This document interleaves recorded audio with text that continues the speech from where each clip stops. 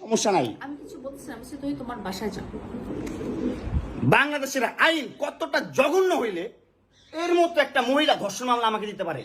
50 বছরের একটা মহিলা আমাকে ধর্ষণ মামলা দিচ্ছে, তাকে কিভাবে ধর্ষণ হয়? তোকে কিভাবে ধর্ষণ হয়? সেটা তুই কোর্টে যে প্রমাণ করিস। কোর্ট তো তোর কি না, তোর বাপের না কোর্ট? তোর বাপ আর্মিতে, তোর ভাই আর্মিতে, তোর জামাই আর্মিতে, তোর 2টা জামাই আর্মিতে।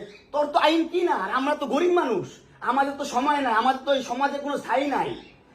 আমরা তো সমাজের ময়লা আবর্জনা, আমরা এই সমাজে। আর তোরা হচ্ছিস সমাজের অনেক উচ্চমানের মানুষ, অনেক ক্ষমতাবান মানুষ, এই জন্যই নাকে দড়িটা ঘুরাইতেছিস আমাকে তুই, বুঝছিস? হ্যাঁ, বিএমডব্লিউ নিয়ে যোগ্যতায় চালাই, তোর টাকা দিয়ে চালাই না, নিজের যোগ্যতা চালাই, কামাই করে চালাই। হ্যাঁ, বড়লোক হইতে পারবো না? কোথাও লেখা আছে গরিবরা বিএমডব্লিউ চাইতে পারবে না? গরিবরা বড়লোক হতে পারবে না? কোথাও